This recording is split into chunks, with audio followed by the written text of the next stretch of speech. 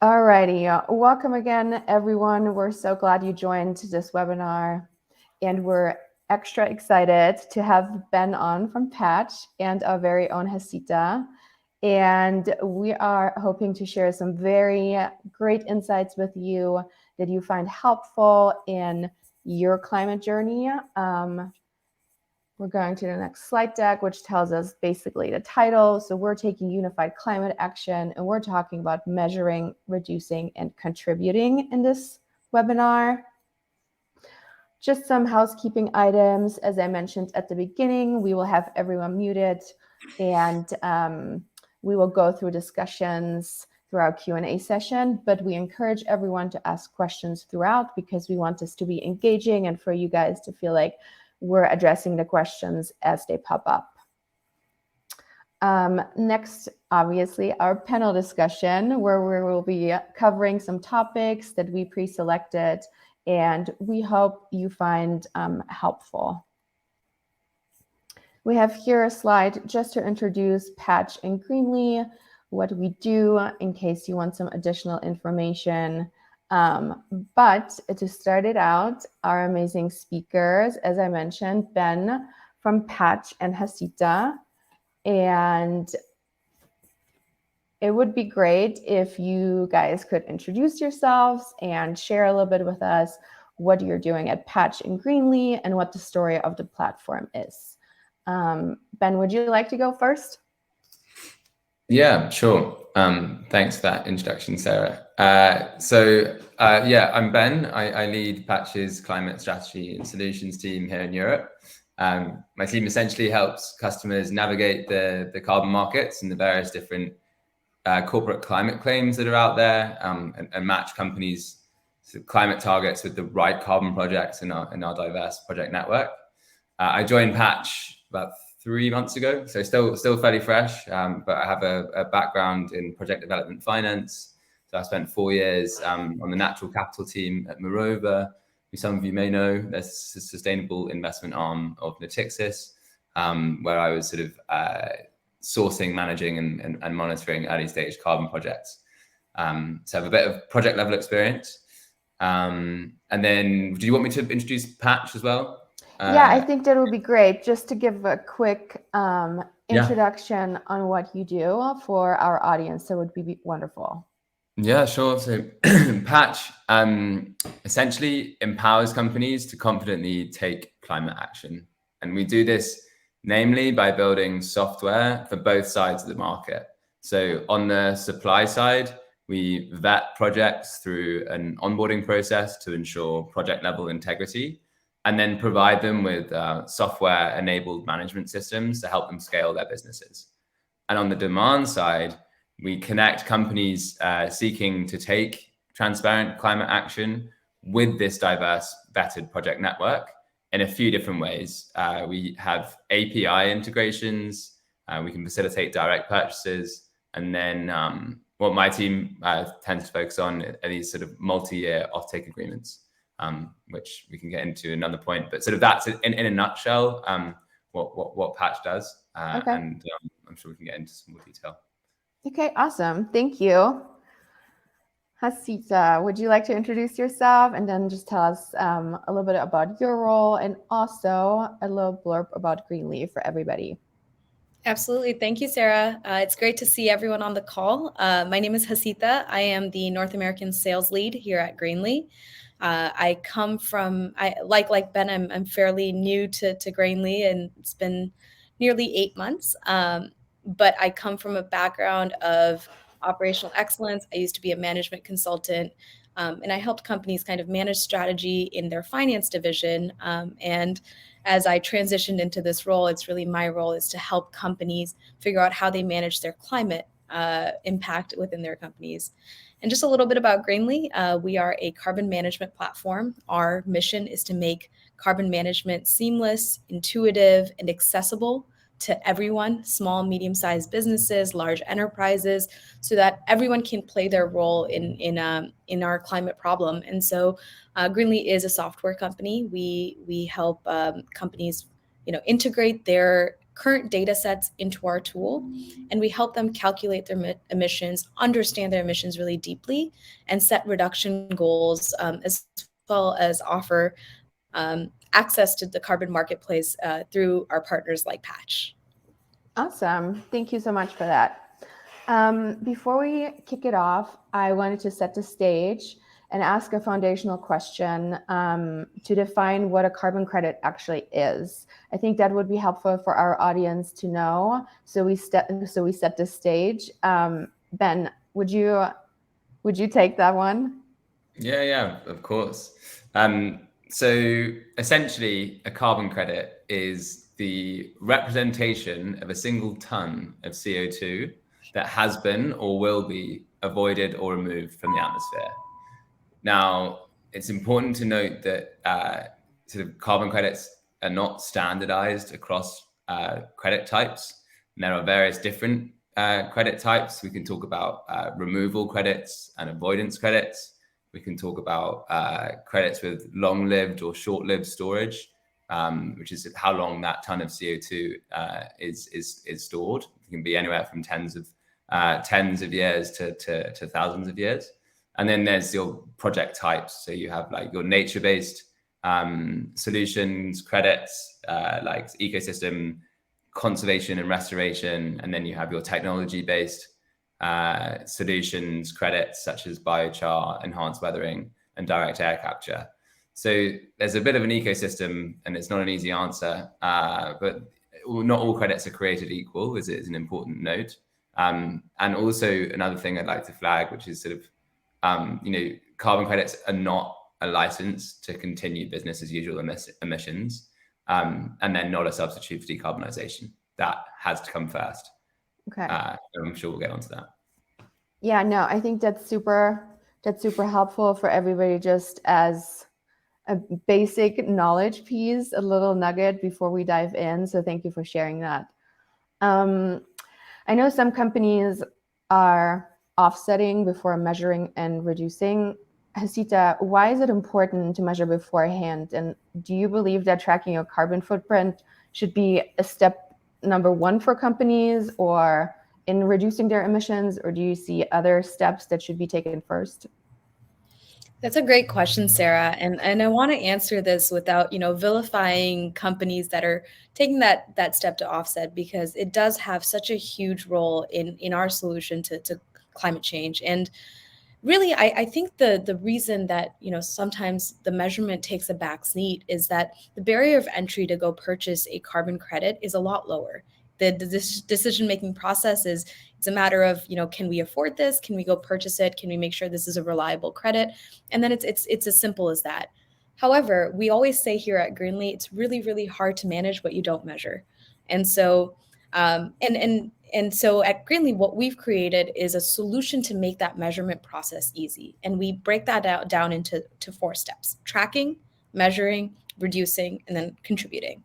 And so tracking, meaning understanding where the sources are that will help you get to that carbon measurement, whether it's your accounting data, it's your travel data, it's your product purchases, it's your freight, really looking at the operational scope of the business. And then in the second step, when we get to measuring, it's taking that operational data and turning it into carbon measurements. And so this helps our companies and our clients get a really good understanding of their impact, their opportunities. And so really gives them a whole lot of data. And a lot of times this is where I see the aha moments with companies, right? Because now that they have this really clear data set, they have an understanding, then they can think about a more holistic climate strategy that includes both reduction, but also purchasing carbon credits. And so we also help our companies set that reduction strategy, think about their goals, find those material sources of emissions and best practices to reduce. And then whatever that unavoidable emissions are, which there's always going to be something, because everything we do on this planet has a carbon footprint. That's where, purchasing carbon credits, contributing to the carbon market makes a whole lot of sense to companies. Yeah, that is so true. And I learned a bit just like by listening to that. So I love explanations that just like share more the data point and how the approach is taken. So thank you so much for that. That kind of leads me to another question, because I know a lot of people are talking about climate claims at the moment, especially around offsetting. So Ben, I want to ask you, can you talk us through like various different claims companies can make and explain why Patch is encouraging customers to stay away from the word offsetting? Yeah, of course. I think there might be a slide in your deck which will help illustrate this. If you go 2 forward, maybe. But yeah, exactly. So important to note firstly that there's a broad spectrum of claims out there, but broadly we see 2 types before I get on to the ones on the slide above. For the compensation, so compensation and contribution. So for compensation claims, companies compensate for or offset an emissions footprint within a budget defined by their CFO. And they are the most common form of corporate climate action, but they often lead to a race to the bottom in terms of price and by extension, quality, which leads to the potential for greenwashing because you're scrabbling around looking for the cheapest credits possible to please your CFO. Contribution, on the other hand, revolves around contributing your climate budget to climate action solutions, but not aiming to compensate for a specific tonnage footprint. So to go through this spectrum, on the left, we have carbon neutral, and there are a number of sort of certifying entities that provide this stamp with no real overarching definition. But essentially, it involves the purchase of carbon credits to neutralize emissions. And it's perceived as the least climate ambitious because companies do not need to cut emissions in line with a certain trajectory to have that carbon neutral stamp, i.e. a 1.5 degree pathway. And also your scope 3 emissions, which tend to account for the vast majority of companies' emissions, are encouraged but not mandated. Then we have climate neutral, which is sort of fairly similar to carbon neutral, but it's implemented by one specific company called Climate Neutral. And companies are mandated to create a sort of reduction action plan approved by Climate Neutral. And then they are able to sort of purchase carbon credits to neutralize the residual emissions. Net zero is sort of mandated by SBTi, whereby companies submit their own plans for science-based targets, and there's sector-specific guidance on the SBTi website. So most companies are required to reduce emissions by at least 90% by 2050. And then companies can use sort of high quality or high integrity removals to achieve a state of net zero. And then there's the sort of beyond net zero, which again is an SBTi sort of add-on. And here we're getting into contribution territory. So it's where companies can sort of go beyond net zero, as it says in the tin. They're basically going beyond those science-based targets that they've set themselves and investing in additional climate solutions. But there's still that sort of net zero piece. Contribution on the far right is moving away from the concept of offsetting on a ton-for-ton basis, and rather setting a climate budget internally and contributing that budget to the most impactful projects on the market. This tends to drive the most impact by removing credit cost concerns. And given you're able to support those like higher quality, more expensive climate solutions, it reduces the chances that you'll get caught up in sort of greenwashing problems. So that's a sort of broad overview of the various like claims that are out there. We tend to push customers towards contribution strategies, as we believe compensation claims tend to get companies stuck in this race to the bottom in terms of price, whereas contribution allows companies to sort of take control of their climate action and contribute. So, yeah. This is really interesting, Ben, and I think this is a really good demonstration of how quickly some of our vocabulary or language, our understanding is changing, and how strategies evolve with that too. I'll be honest, I'm still working on removing offset from my language because, we're all still aligning. And I think that's the beauty of this all, is part of this is figuring things out together. But I think this is such a easy to understand way to lay out how do companies figure out where they fall on this spectrum, and how can they continue to move right on this to become more and more ambitious. So thank you so much for that.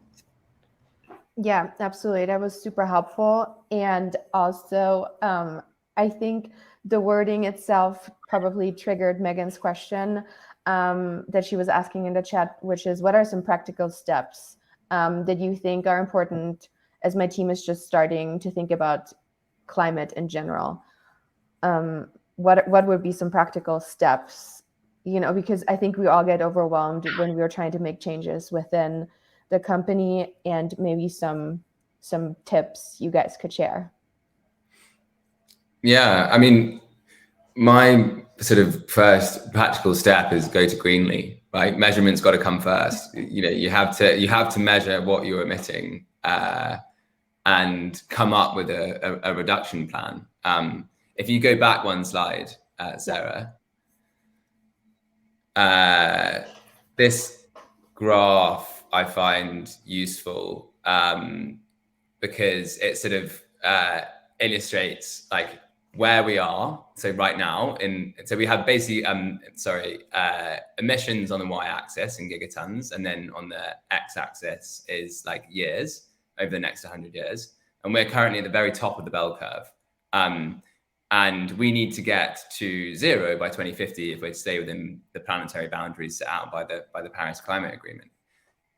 Now, the most important part of this graph is that red bit reducing, right? We have no chance of meeting, the 1.5 degrees without emissions reducing to as close to 0 as we can. So that is my sort of advice, is to go to a sort of carbon accounting platform like Greenly and understand how many emissions you have, how to reduce those, and then when you have gone through that process and you have some residual emissions that you need to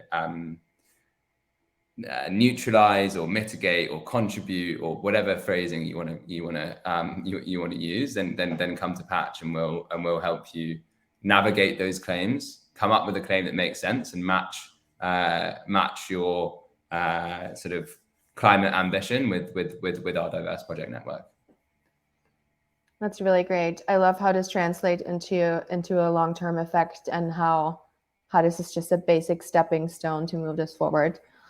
To make it easy for companies and their customers to reach the climate goals, Hasitha, what do you think companies can do to avoid feeling overwhelmed when it comes to carbon reduction? I think Megan's question kind of like piggybacks on that we're still trying to figure out where to start and what the important actions are to take. Yeah, I think, as I mentioned, I used to be a consultant outside of the climate space before this. And at the end of the day, anything that you're trying to implement within your company, the first thing is just having a very deep understanding of your data, of your operations. And really, climate is just another driver in that, right? And so what we tell, to Ben's point, it's measurement, right? It's first and foremost saying, okay, well, where do I have the most material sources of impacts? Where can I find opportunities to reduce? And how do I balance the rest of my operations when it comes to that? And what we do at Greenly is we take a look at those existing data sets. So we are a part of your tech stack and not necessarily a whole new initiative, a whole new strategy that you have to create. We talk about carbon as if it's just another metric, just like revenue is and profit is and costs and budgeting. Just like that, we're trying to look at your accounting. We're trying to look at your purchases. We're trying to look at things like your cloud footprint and give you the data you need to say, well, here's where you are right now. And here are 15, 20 different opportunities for you to start on that reduction path. And at that point, it is really progressive, right? We don't expect companies overnight to become have contribution projects within and start removing carbon through their operations, but rather saying, what is my first step? My first step might be put it through a travel policy where we try to avoid travel as much as possible. Or it might be call up my cloud provider and see if there is a less carbon intensive grid that my data can be hosted, where my data can be hosted. So very simple actions that can be taken, but you really can't even get to that point without that measurement. So in order to not necessarily be overwhelmed, awareness and really just kind of control over your data is the number one mitigation. And so we always just say, do your measurement, just have a good understanding. And the rest is really being laid out for you, whether it's looking at best practices within your industry, or connecting with marketplaces where you can think about how do you contribute to carbon removal. Super helpful. Thank you so much. I think these are great practical steps, and I think we just need to look at the long term. So I love that explanation. And I want to cover Kieran's question in the chat, which is, are we covering only the E in the ESG? And put it back on the panel. Yeah, that's a good question. So at Greenly, we do focus on carbon. I think, there is a lot in the sustainability realm, in the ESG realm to cover, and all are important. And I think it's just an intentional, step on our part to become experts at what we do, which is carbon management. That being said, whatever frameworks or goals you have from an ESG perspective, it can't be completed without taking into consideration climate and carbon. And so it's definitely a part of a larger strategy overall. And one thing I always say is, I think in ESG, the 2000s had a lot to do with governance, because there was a lot around how do you make sure that corporate governance is the best possible. I think the 2010s focused on that S, talking about diversity, talking about sustainable procurement, talking about human rights.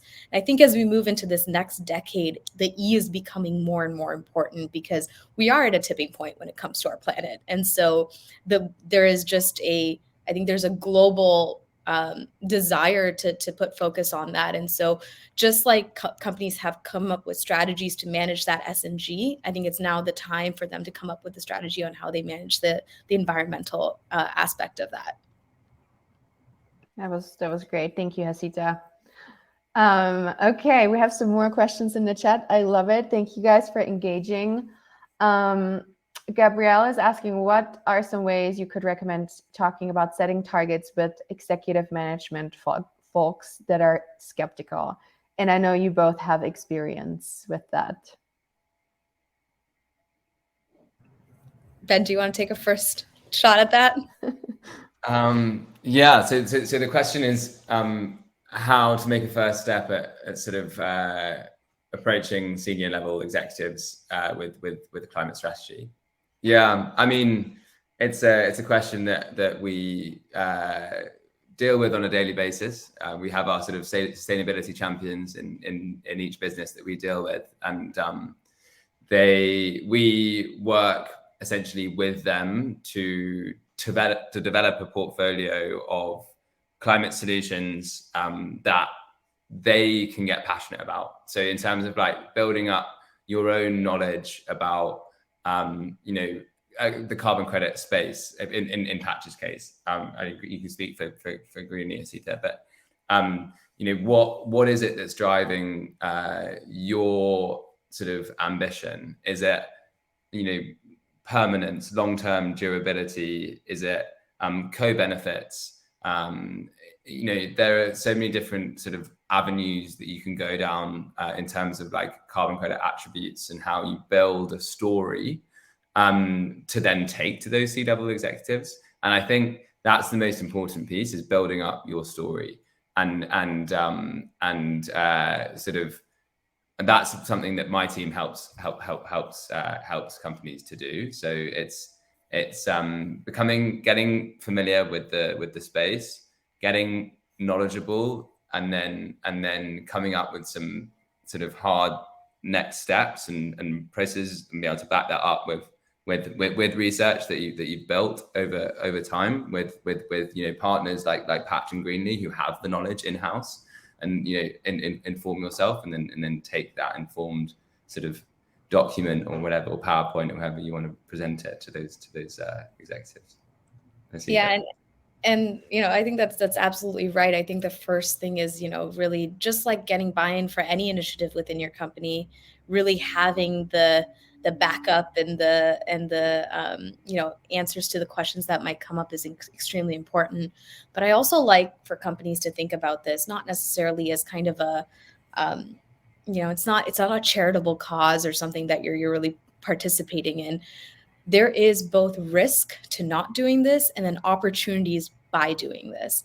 And so really highlighting that there is operational benefits to all of this as well from a business perspective. So from a risk perspective, with more and more companies starting on this journey, being a first mover, that advantage is slowly starting to go away.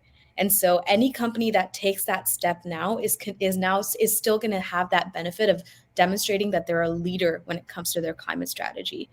And on the other side of this also, more and more buyers, whether it's your consumers directly or your distributors, your large enterprises like your Walmarts and your McDonald's, have set extremely ambitious climate targets. And then they're going to look to you, their suppliers, to help them accomplish that. And so to look more attractive to your buyers as well, this is measuring and setting net zero goals. It's going to be a matter of when and not a matter of if. So that's one thing I say. On the other side of it, there are so many incentive structures being built around also setting these goals, whether it's the Inflation Reduction Act in the US, which has so many opportunities for a lower cost of capital, whether it's getting grants through the IRA, getting tax credits through the IRA, or even looking at lenders are looking more and more at, is there an opportunity for us to reduce our interest rates or invest in more in companies that have more of a climate strategy? So there is absolutely a business benefit to doing all of this. And so really articulating that to your executives takes kind of this, the nature of this being more of a nice to have and more and frames it as this is what we have to do to stay competitive in today's market. That was great. Thank you, Hasitha. There is a question in the chat that I think goes along with this, which is Vibef's question on what's the biggest misconception about a GHG assessment. I think you kind of covered it, but is there something additionally that you could share with our audience? I think it's that it's really hard to do. And the reality is it's really not. You have everything you need within your operations, primarily even just your accounting data, to get a baseline footprint. And we say that it takes a small business, 2 to 4 weeks to complete one, and 20 to 40 hours of their time to really get a deep understanding of what the results are. And so I think that's it. It's a little bit of biting the bullet here to get it done, but it's not as onerous as I think a lot of companies have, perceive it to be. And I think that comes from historically it was hard. It was a lot of Excel sheets. It was a lot of manual work. It was a lot of collection of data. But, platforms like ours have solved that problem through technology, just like, everything else in our lives has been solved through technology. This is just another avenue to make it easy. So I think that's probably the biggest misconception. Yeah, I would agree with that. Okay, awesome. We have another question in the chat I want to read to you guys. So with people working from home now versus the office, traveling to and from offices partially occupied, heat and so forth, I'm struggling to see how this can be easily measured. I think this is a great question because we do have answers to that. Yeah. At the end of the day, this is all just, a matter of methodology. So the GHG protocol really well defines a lot of this. So for example, when we think about our employees' footprint, we ask questions like, how far do you commute? How many days a week do you commute? And so we take that into account in our data collection process. Even from a partially occupied offices and whatnot, we ask questions around, how many people are aligned to this office? Are you renting or using only part of it? And I think that's, we make sure that your measurement is accurate, right? I do also think, I'll give you a quick example is, I just spoke to a company who said, well, we used to have this whole floor, but we're really only occupying 50% of it. So we said, all right, 50% of the square footage that you were previously occupying. But better yet, they said, actually, we have all our electricity and heating bills. So can we just use that to show our data set? Yeah, it's even better.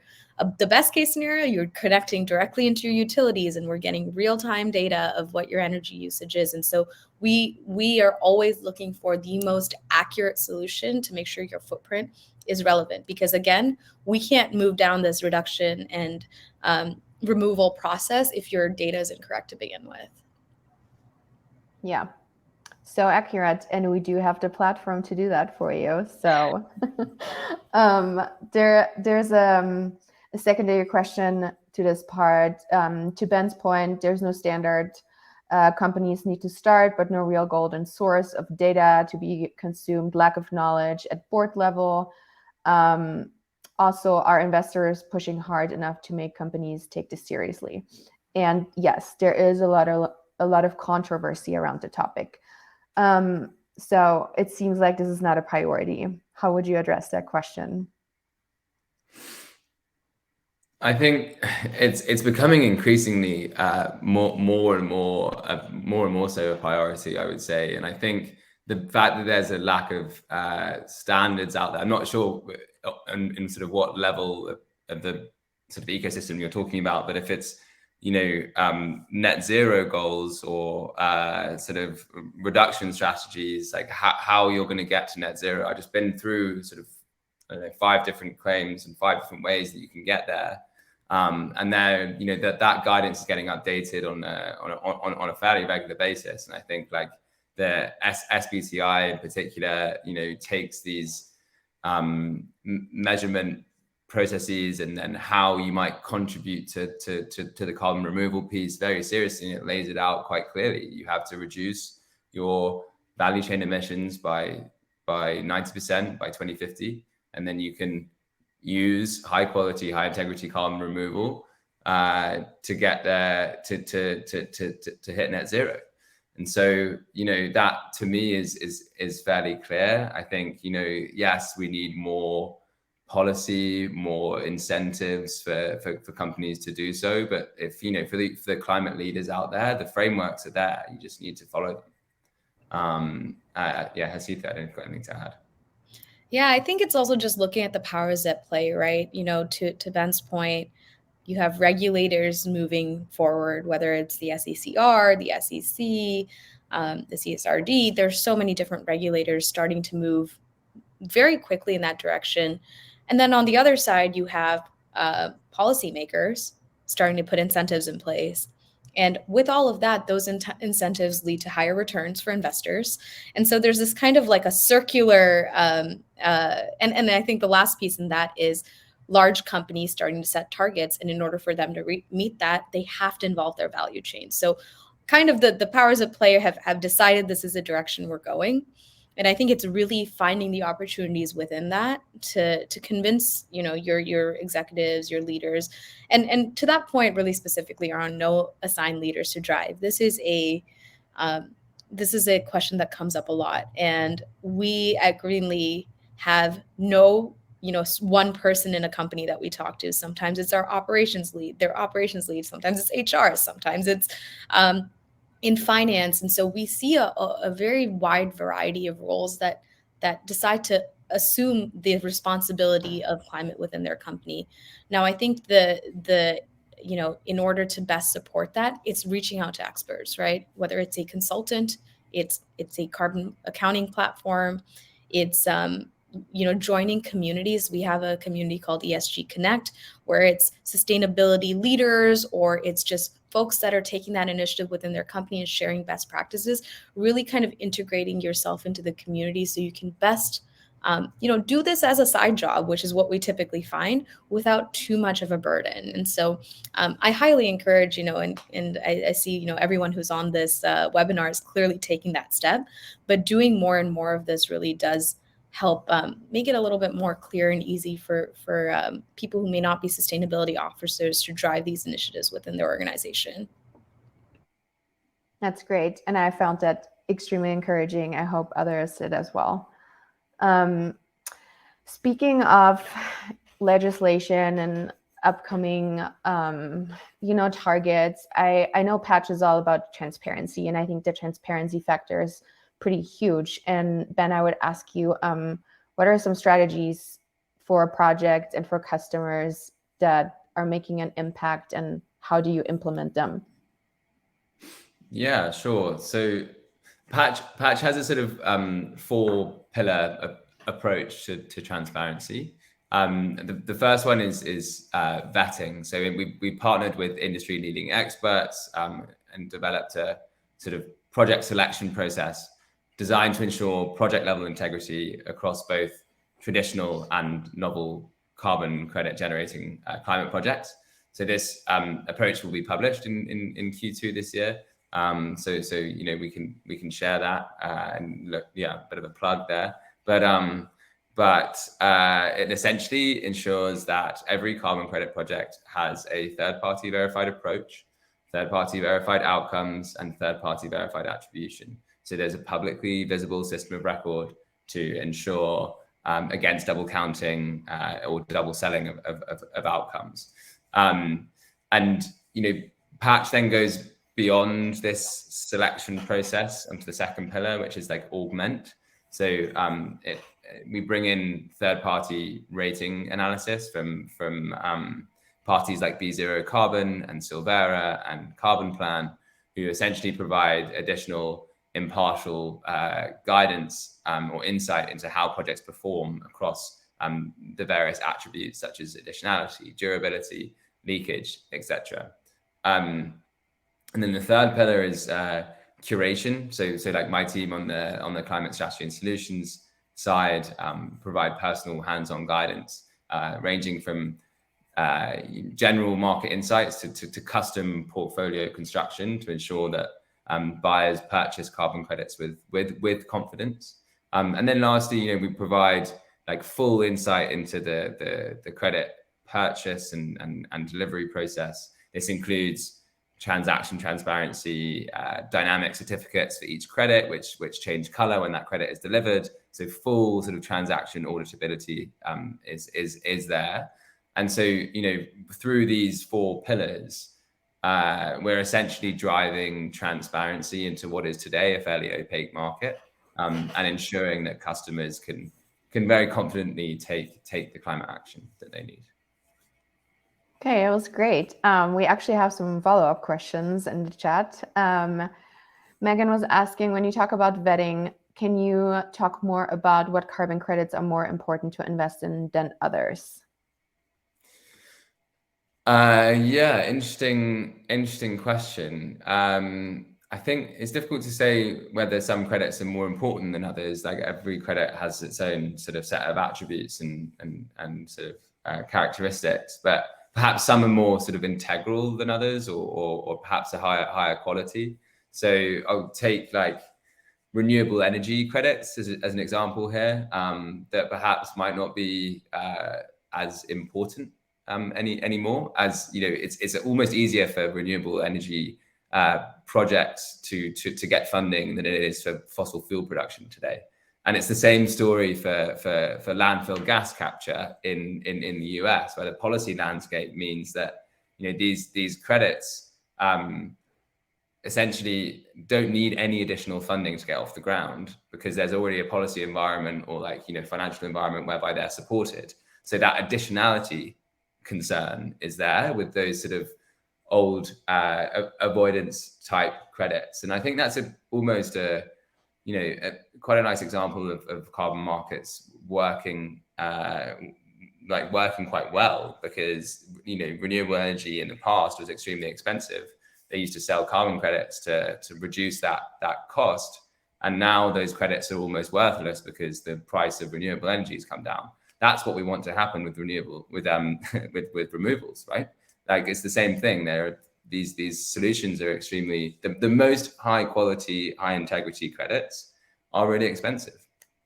you're like the ones that are going to durably remove carbon from the atmosphere for thousands of years are, your biochar projects, your direct air capture, your enhanced rock weathering, ocean CDR, which, involves a lot of elements to get these types of projects off the ground, and they're very expensive. What we want people to do is to set a contribution budget, which we spoke about a bit earlier, and contribute your climate budget towards those sort of high quality, more expensive, more durable solutions. And then over time, hopefully the cost will come down, and we'll hit 1.5 degrees. That's the goal, right? Yeah. Yeah. No, absolutely. So for a company that's looking to start invest into carbon credits, after measuring the GHG assessment, where would they start? What steps would they take? Just do you have anything practical? So I don't know, after they've measured their emissions, I think the next step is the reduction plan, right? Which is one for Hasitha. And then I can talk about what happens once you've set your reduction plan. Yeah, absolutely. And hi, Alicia. She's from Environmental Incentives and a great customer of ours. So thanks for joining today. But that's a great question. I mean, I think that, working with Greenly, you've gotten your measurement, and companies can get their net zero strategy, where it's really talking about what do actions look like? How can we best identify those material sources of emissions? Change operational policies and procedures so that it is less carbon intensive to operate. And I think that's the first step. It really gets you to not and I think to kind of hint at something Kieran's asking is, this is not going to be an overnight change, right? These reduction actions will take 1 year, 3 years, 5 years to really hit that zero number, and that's why we have as much as we would like to get it done earlier, 2050 is the goal as a planet, because there's a lot of work to be done. So that's the primary focus. But I think then, absolutely compensation and contribution is the next step. But yeah, Ben, I mean, what is that easy first step? Yeah. Well, I think once you've sort of set your reduction plan, you're going to then understand what your residual emissions are, right? And that's when you can start thinking about, okay, right, how do I set a budget for these emissions, and then sort of contribute to the highest quality credits that I can. And if the goal of this webinar is to talk more about the contribution piece than the compensation piece, so I'm going to talk through perhaps like how you might push for more of a contribution strategy than a compensation strategy. They're all, valuable, but if you wanted to become carbon neutral, then that's one path you can take. But over time, we want to move everyone towards the highest sort of integrity claim that or highest integrity piece that you can do with that climate budget. So on the contribution side, there are sort of two main ways of thinking about it: bottom up and top down.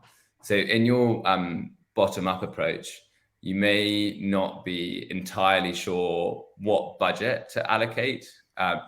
So you formulate an internal carbon price, which is a price you set internally for a ton of CO2 emitted, which you then apply to all future emissions. And there are a number of ways to do this. Patch is going to be releasing a blog post on how to set this. But an example of a place to start is the social cost of carbon. Social cost of carbon, for those that don't know, is like an estimate of the socioeconomic damages that would result from emitting 1 additional ton of carbon dioxide. And it's used by the federal government. It's set at sort of $51 a ton. And then the Environmental Protection Agency is set at like $190 a ton. And then, you can do sort of industry comparisons on like how, if you're a car manufacturer, for example, Volvo set their internal carbon price at $100 a ton. It's like, why did they do that? Do a bit of research into like, what should my internal carbon price be? So that's the sort of, and then the top down approach is whereby companies will have set a budget that they want to spend on climate action year on year. And they may have got to that budget by using the internal carbon price. And they talk internally amongst themselves and try and understand which project types fit their climate targets or climate goals, or sort of in the best, and then say that's frontier carbon removal solutions with long-term storage. They can then allocate that budget to these project types, and they're not constrained on a ton for ton basis. So you don't get caught in that sort of race to the bottom, and you're able to support highly additional, more durable carbon projects. So yeah, I hope that answers your question. No, it was great, and this was so engaging, and we got so many great questions, and I realized we're out of time. So I will put my email address in here, and you can send any more questions to me directly afterwards, and I will direct them to Ben and Hasitha after the webinar. Thank you all so much for joining. Thank you, Hasitha. Thank you, Ben. I certainly learned a lot from this webinar, and I hope you did as well. And we wish you all a great rest of your day. And please reach out with any follow-up questions you may have. Thank you so much.